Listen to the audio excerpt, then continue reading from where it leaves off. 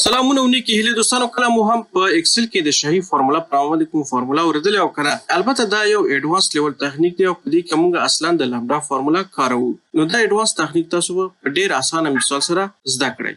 نو راځم دلته تاسو وګورئ چې ما دلته میاشتې لیکلې دي او د میاشتې دلته خرڅلاو دی. زه غواړم چې د هر میاشتې د پخوانۍ میاشتې په پرتله فیصدي معلومه کړم چې څونه پرمختګ یې کړی دی، یعنی فروشات زیات شوي که کم شوي په فیصدۍ کې. نو د دې لپاره دلته یو فنکشن کارول شوی دی. زه دا فنکشن کاروم چې تاسو بیا زده شي. نو دا مې پاکو او اوس به څه کوم چې مساوي نه بعد به پرانتیز شروع کړم. نو وروستی میاشت بیا به د هغې نه منفي کړم پخوانۍ میاشت او بیا به هم پرانتیز پرې بسته کړم او تقسیم به یې کړم په پخوانۍ میاشت باندې.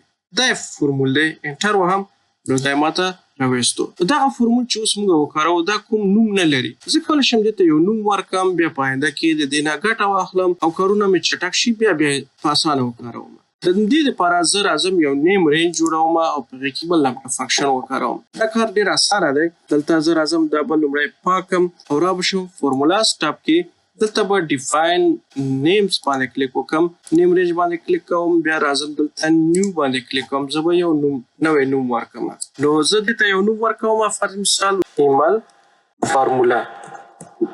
نوم کې به فاصله نه ورکوئ او راځم دلته به دا پاک کړم، مساوي نه بعد به ولیکم لامدا، بیا پرانتیز شروع کړم. اوس به دلته دوه ویریبل ورکړم. دوه ویریبل په دې چې موږ ته دلته یو وروستی میاشت پکار ده، د یو ویریبل د دې لپاره او یو هم پخوانی یعنی یو بل ویریبل د دې لپاره. نو راځم دلته لیکم وروستی میاشت. ټول نوم مه لیکئ، هر نوم چې تاسو لیکئ یو څو ټکي ولیکئ او ډېر اوږده ویمه، په منځ کې فاصله هم مه ورکوئ. بیا به زه ورته ولیکم او اوسنی پخوانی.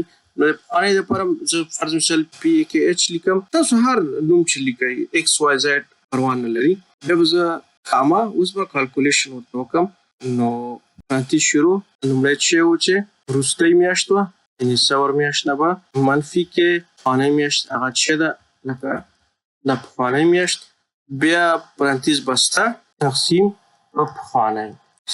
سپیلنګونو ته ګورئ نو چې نه غلط نشي. د دې د خطره دوه درې ټکي لومړی سر کې چې راځي هغه لیکئ، ډېرې مه اوږدوئ. نو فارمولا دا دوه ویریبل مې ورته مشخص کړل چې ورو یعنې وروستی او پخوانۍ دا دوه ویریبل دي. دا به یو بل نه راخلې، منفي کوې بیا به تقسیموي. زه بیا ورته ډیفاین کوم، هماغه طریقه به ځي.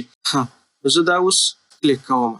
فارمولا وګورئ دلته جوړه شوه او کلوزوم. اوس زه کولی شم چې همدا فارمولا وکاروم. که چېرته تاسو اکسل که چېرته غواړئ اکسل په مسلکي طریقه باندې زده کړئ، نو زما یو مکمل کورس دی چې په دریو برخو دی، ابتدایي برخه، متوسطه او پرمختللی. او په بونس برخه کې تاسو روزنامچه او کاته هم جوړولی شئ. ټول 140 درسونه دي. دې کې کولی شئ تاسو داخله وکړئ، اکسل په مسلکي توګه زده کړئ. که چېرته تاسو ته ستونزه وي، دلته تاسو چټ لیدلی شئ چې دلته یو لینک دی. دا لینک باندې کلیک وکړئ نو ډایرکټ بیا ما سره کولی شئ په واتساپ کې پوښتنې شریکې کړئ او داخله پکې وکړئ. راځو بیرته همدلته اوس به دا فنکشن موږ وکاروو چې دا موږ جوړ کړو. مساوي فارمولا څه په نامه جوړه کړې وه، ایمل فارمولا. صحیح شو. او اوس ګوره ورو او پخوانی یعنې وروستی او پخوانی به اوس موږ ورته معرفي کوو. یاد لرئ دا تاسو هر نوم چې وغواړئ ورکولی شئ. د ورو په ځای مثلا ورکړئ X او د پخواني په نوم ورکړئ Y. نو بیا راځم دلته به وروستۍ میاشت دا ده، کاما، اوس به پخوانۍ دا ده او بس همدومره.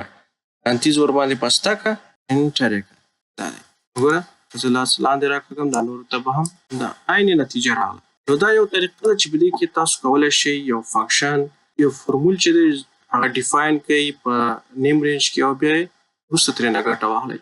البته دا ما د دې لپاره یو اسانه مثال درکو تر څو تاسو په اسانۍ سره دا زده کړئ. دا کولی شو موږ په ډېر ایډوانس لیول فنکشنو کې هم وکاروو. یو ډېر اوږد فورمول وي هغه دې کې پر ځای کړو، په اسانۍ سره یې وکاروو.